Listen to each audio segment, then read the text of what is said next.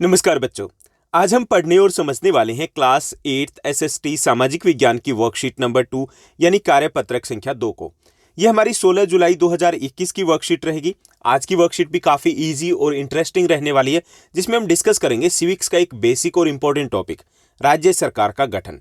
यानी राज्य सरकार कैसे बनती है, उनको कौन चुनता है, कौन सा दल सरकार बनाता है, कौन सा दल विपक्षी दल की भूमिका निभाता है और किस दल को सरकार बनाने के लिए कितनी सीटों की आवश्यकता होती है। ये सब कुछ हम आज की इस वर्कशीट में जानेंगे। तो चलिए शुरुआत करते हैं हम आज की इस वर्कशीट की। जैसा कि आपने पिछली कक्षाओं में पढ़ा, भारत के हर राज्य में एक विधानसभा है। विधानसभा कैसे होती है? जैसे देश की संसद है, पार्लियामेंट है, ऐसे ही हर राज्य की अपनी एक विधानसभा होती है। इस विधानसभा में हमारे चुने हुए प्रतिनिधि जाते हैं। जैसे एक एग्जाम्पल ले लेते हैं हम स्कूल का। अब स्कूल में जितनी भी क्लास है, जितने भी सेक्शन है, वो हम चुनेंगे एक एक मॉनिटर को। ओके, और मेन जो मॉनिटर हैं वो हमारे हो गए प्रतिनिधि, और मॉनिटर फिर हमें रिप्रेजेंट करेंगे। ओके, हमें रिप्रेजेंट करेंगे, यानी कि कुछ समय के लिए, एक वर्ष के लिए हमने चुन लिया तो एक वर्ष के लिए वो एक तरीके से सरकार चलाएंगे, और जहां पर वो बैठेंगे उसको हम विधानसभा कह देंगे। ओके, ऐसे ही जैसे देश की संसद है, वैसे ही हर राज्य की अपनी एक विधानसभा होती है, और हर राज्य को कई निर्वाचन क्षेत्रों में बांटा जाता है। ओके, हर राज्य, निर्वाचन क्षेत्र क्या होते हैं? चुनाव की दृष्टि से एक राज्य को कई भागों में बांट दिया। जैसे पूरा राज्य है, दिल्ली की बात करें तो दिल्ली को 17 भागों में बांट दिया। 70 जो 17 भाग है उसको बोलेंगे हम 17 निर्वाचन क्षेत्र। ओके, इनको हम विधानसभा सीट भी बोल देते हैं। और हर एक विधानसभा सीट में जितना भी एरिया आएगा वो अपना एक प्रतिनिधि चुनेगा। कैसे चुनेंगे? सब लोग वोट डालेंगे और जिसको ज्यादा वोट मिलेंगे वो चुना जाएगा। जैसे मान लीजिए कि पूरा स्कूल है, पूरे स्कूल को हमने क्लासेस में डिवाइड कर दिया, तो ये हो गए हमारे निर्वाचन क्षेत्र, और हर क्लास का बच्चा अपनी क्लास में वोट देगा जो भी खड़े होंगे चुनाव में, और जो जीत जाएगा, जिसको ज्यादा वोट मिलेंगे वो जीत जाएगा, तो वो हो गया ये आपकी क्लास का प्रतिनिधि। ऐसे ही हम हर राज्य में करते हैं।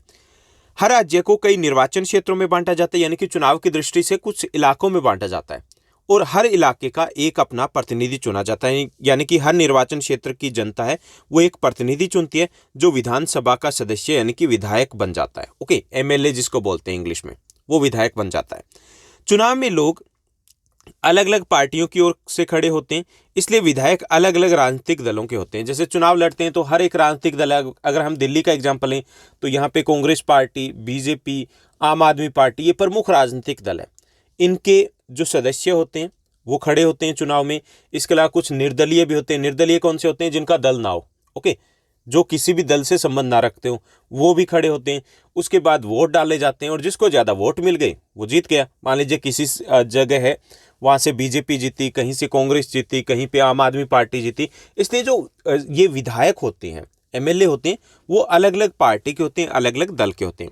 जिस राजनीतिक दल के विधायक आधे से अधिक निर्वाचन क्षेत्रों में जीत जाते हैं, राज्य में उस दल को बहुमत माना जाता है। यानी कि बहुमत क्या होता है? यानी सरकार बनाने के लिए क्या चाहिए? बहुमत चाहिए, उसकी सरकार बनेगी। जैसे दिल्ली में 17 विधानसभा सीट है, ठीक। अब बहुमत क्या चाहिए? आधे से एक सीट। आधे से एक सीट कितनी होगी? 36। यानी कि 36 सीट जिस दल को प्राप्त हो जाएगी वो सरकार बनाएगा। मान लीजिए किसी को भी 36 सीट प्राप्त ना हो, ओके, किसी को भी ना प्राप्त हो, तो कैसे सरकार बनेगी? तो गठबंधन बनेगा। यानी कि 36 उनकी पूरी होनी चाहिए, उससे ऊपर होनी चाहिए। तो मान लीजिए 2 पार्टी मिलकर के भी सरकार बना सकती है। काफी सारे राज्यों में गठबंधन की सरकार है।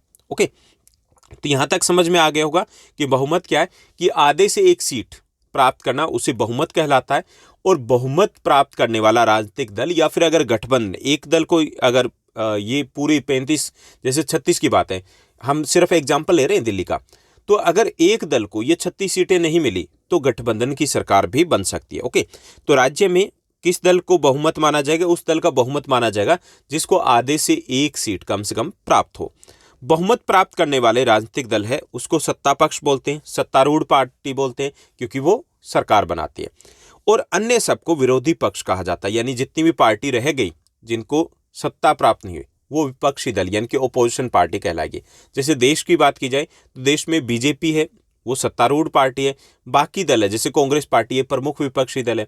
दिल्ली की बात करें तो आम आदमी पार्टी है, ये सत्तारूढ़ दल है, यानी कि इनकी सरकार है, सत्ता पक्ष है। और बाकी दल यानी बीजेपी, कांग्रेस, ये विपक्षी दल है। ओके, तो यहां तक आपको सब कुछ क्लियर हो गया होगा।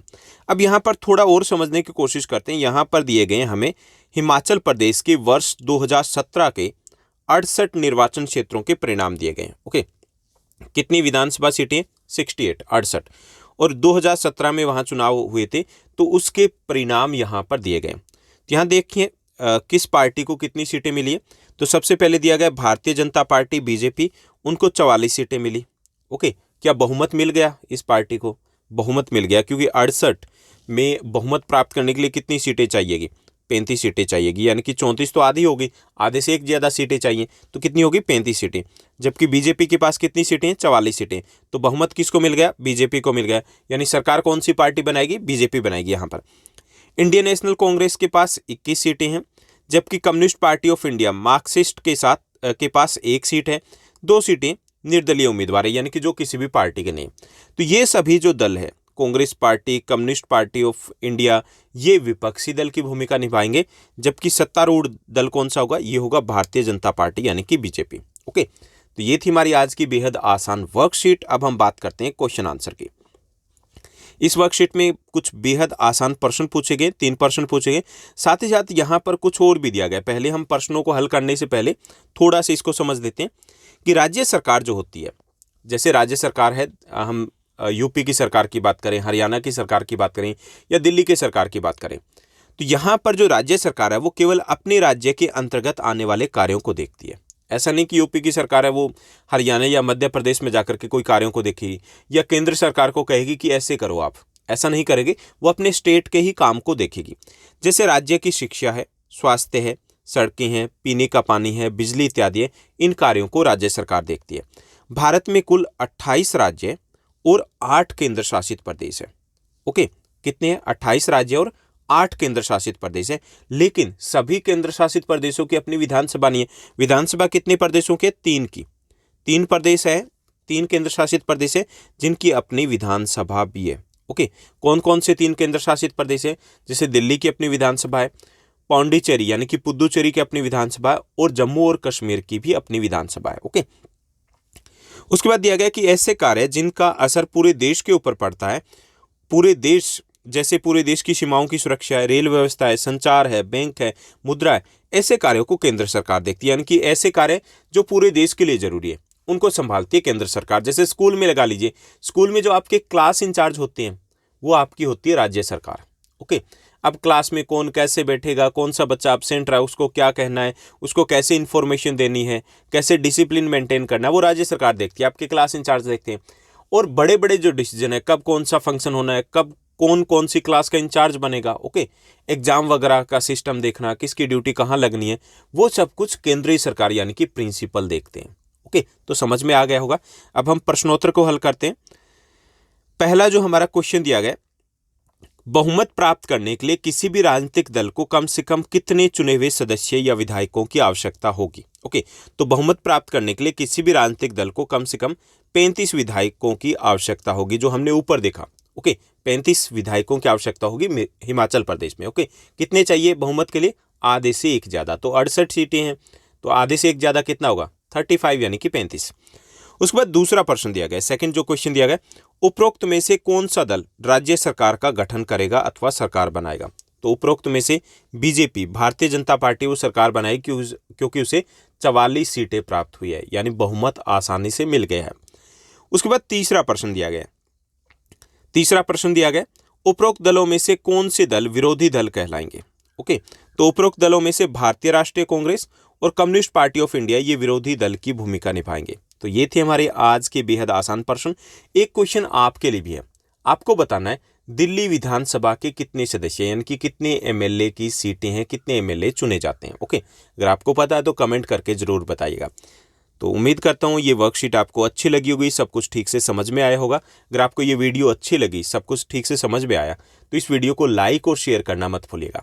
आज के लिए बस इतना ही। Thank you, bye bye, have a nice day.